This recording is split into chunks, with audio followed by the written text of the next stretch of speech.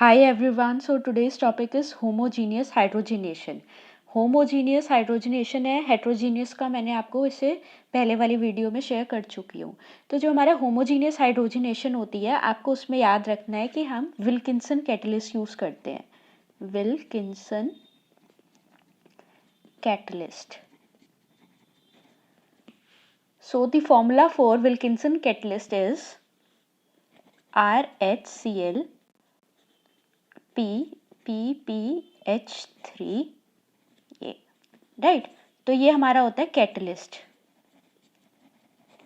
अब जो कैटलिस्ट होता है उसको एक जो हम जैसे H2 के साथ रिएक्ट कराते हैं, किसी भी कैटलिस्ट को हम जैसे H2 के साथ रिएक्ट कराते हैं तो क्या होता है, H2 गैस होती है राइट, और हमें कोई ना कोई सरफेस देनी ही पड़ती है। So that's why we use this catalyst. और कैटलिस्ट क्या करता है, रिएक्शन के रेट को फास्ट कर देता है bye lowering the activation energy right. अगर आप ध्यान से देखोगे तो ये जो मेरा कॉम्प्लेक्स है इसमें है ये 16 इलेक्ट्रॉन स्पेशीज है। आप कहोगे 16 कैसे, जो रोडियम होता है इसकी आउटर मोस्ट शेल में 9 इलेक्ट्रॉन्स होते हैं राइट। क्लोरीन का 1 इलेक्ट्रॉन का कंट्रीब्यूशन होता है। देन आता है आपका PH3P, ये होल थ्राइस है, पहले देखते हैं PH3P ठीक है। फॉस्फोरस होता है और नाइट्रोजन, आर्सेनिक जितने भी होते हैं ये पांच बॉन्ड बना सकते हैं राइट।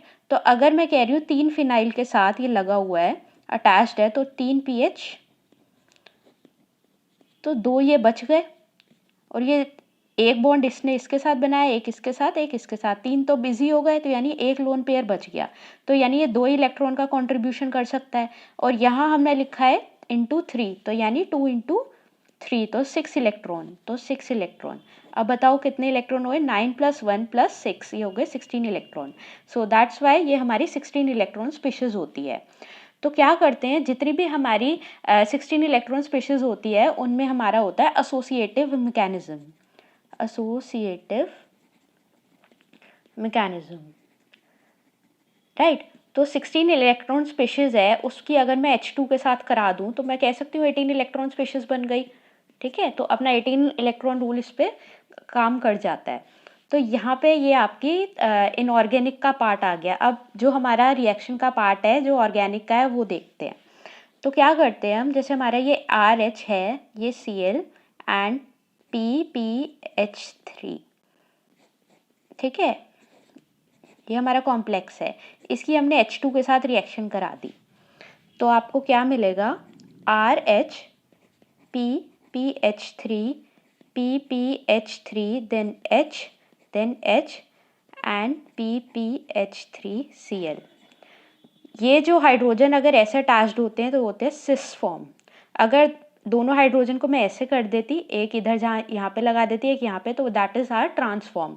बट आपको याद रखना हमेशा जो विल्किंसन कैटलिस्ट होता है उसमें हाइड्रोजन जो होते हैं सिस फॉर्म में अटैच्ड होते हैं राइट। एक चीज़ और याद रखनी है कि जो स्टीरियो केमिस्ट्री होती है इसकी रिएक्शन में, ऑर्गेनिक का मेन पार्ट ही यही होता है कि हमारा रिएक्टेंट क्या है, प्रोडक्ट क्या है, और हमारी स्टीरियो क्या होगी ठीक है।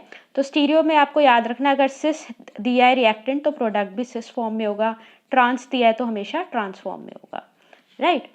सो अब इधर आ जाते हैं। अब ये तो मेरा अभी तैयार हुआ है, ये दिस इज माय, अभी मेरा ये कैटलिस्ट तैयार हुआ है। अब मुझे मेन रिएक्टेंट जो दिया है, सपोज ये मेरी एल्कीन दी है ठीक है, तो ये एल्कीन के साथ इसकी रिएक्शन करानी है, तो ये मुझे मिल जाएगा RH देन ये लगा दिया हमने, अटैच कर दिया, ये हो गया PPH3H PPH3 then Cl right. इसका जब रिडक्शन हो जाएगा तो आपको सिस फॉर्म में एल्कीन मिल जाएगी राइट। हमेशा याद रखना इसमें भी NO2 CN ये जो होते हैं इनका कभी भी रिडक्शन नहीं होता, क्योंकि इलेक्ट्रॉन विड्रॉइंग ग्रुप होते हैं, इतना पावरफुल नहीं होता। हमेशा याद रखना विल्किंसन कैटलिस्ट जो होता है it is for non conjugated alkene right. Conjugation नहीं होना चाहिए एल्कीन में। फॉर इंस्टेंस अगर मैंने ये लिया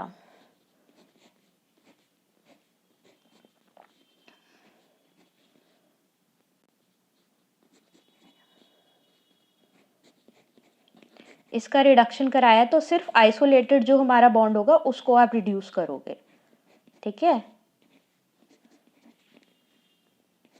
सो this will be our final product. आप कहोगे ये क्यों, क्योंकि ये देखो ये कॉन्जुगेशन में, और मैंने आपको बताया कॉन्जुगेशन वालों का नहीं होता, राइट।